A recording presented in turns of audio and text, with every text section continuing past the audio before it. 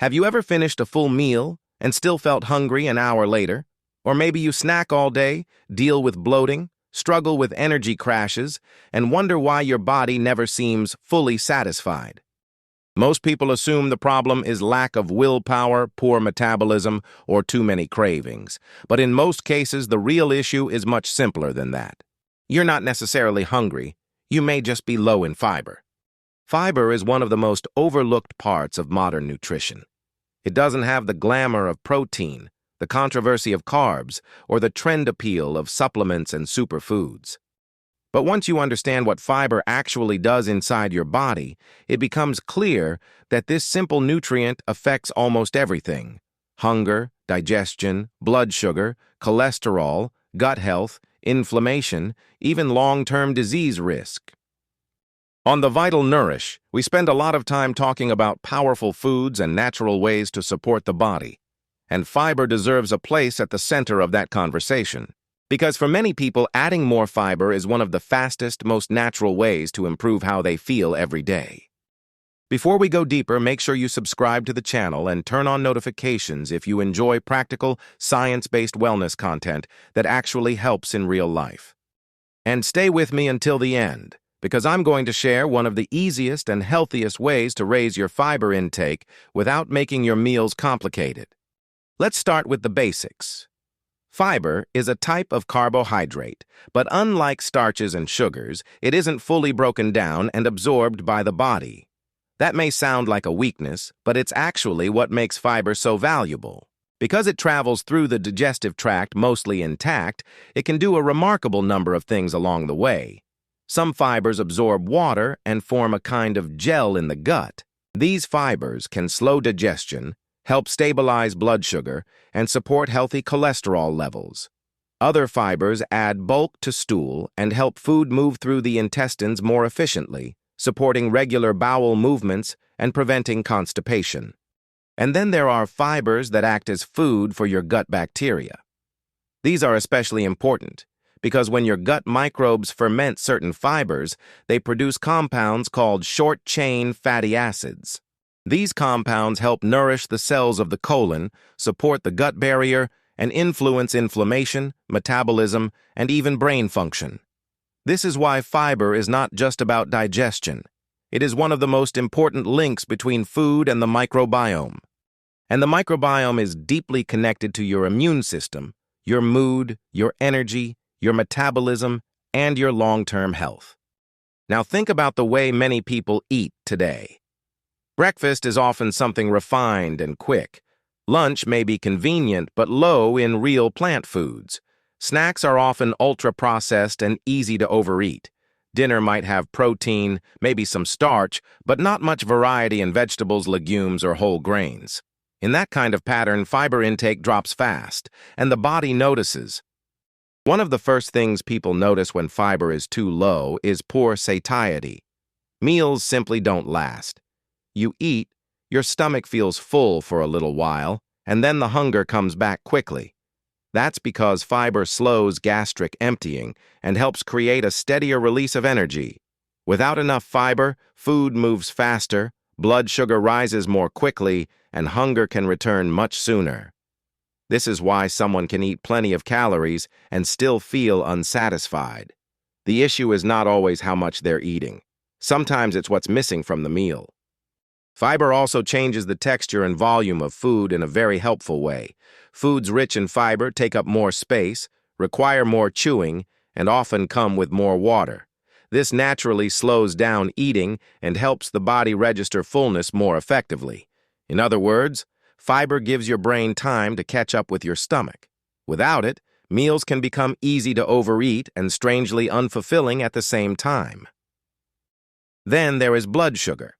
This is one of the most important and underappreciated roles of fiber. When a meal is low in fiber and high in refined carbohydrates, blood glucose tends to rise quickly.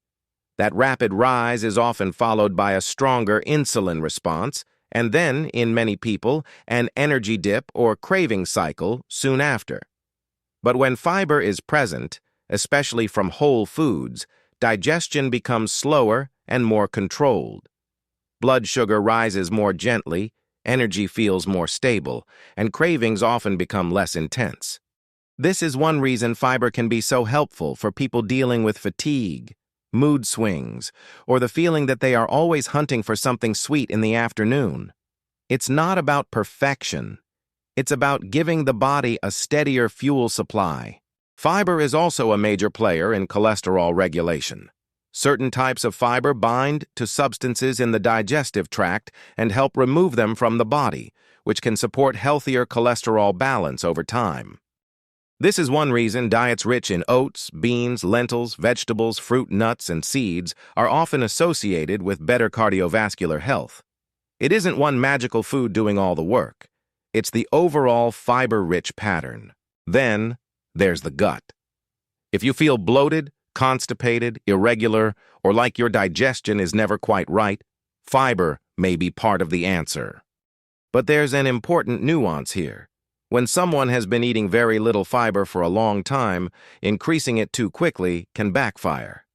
They may feel more gas, more pressure, and more discomfort at first. That doesn't mean fiber is the problem. It usually means the body needs a slower, more thoughtful transition. Fiber works best when increased gradually and combined with adequate hydration. That last point matters a lot. Fiber without enough water can make things worse, especially for people who are already constipated. Fiber works with water, not against it. So if you're trying to improve digestion, you want both. More fiber and better hydration, not one without the other. Another powerful thing about fiber is that it naturally moves people toward better food choices. When you focus on getting enough fiber, you almost automatically start eating more whole foods. Vegetables, legumes, berries, oats, seeds, nuts, and whole grains begin to replace packaged, low-nutrient foods. So fiber doesn't just work through its own chemistry, it also shifts the entire pattern of the diet in a healthier direction. And that matters for long-term health. Diets rich in fiber have been associated with lower risk of cardiovascular disease, type 2 diabetes, digestive disorders, and certain cancers, especially colorectal cancer. That doesn't mean fiber is a cure or a guarantee. It means that over time, a fiber-rich way of eating creates a healthier internal environment. So how much fiber do people actually need? Most adults need far more than they are currently getting, and the gap is bigger than most people realize. Many people think they eat pretty healthy, but when you actually look at the day, there may be very little true fiber. A smoothie with juice is not the same as berries and seeds. White toast is not the same as oats. A protein bar is not the same as lentils, vegetables, and whole grains. Convenience can easily create the illusion of nourishment without delivering the real thing. The good news is that raising fiber intake doesn't have to be complicated. One of the easiest ways to start is by adding just one real fiber-rich food to each meal.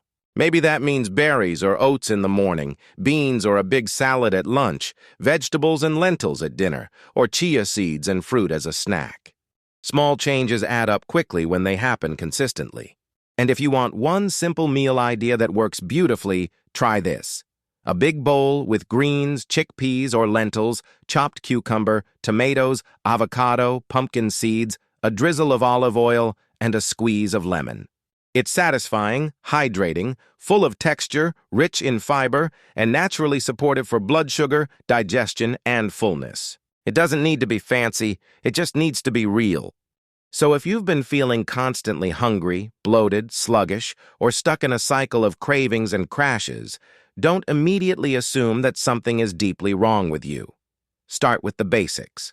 Ask whether your meals are actually giving your body what it needs to feel satisfied, stable, and supported. Because sometimes you're not hungry, you're low in fiber.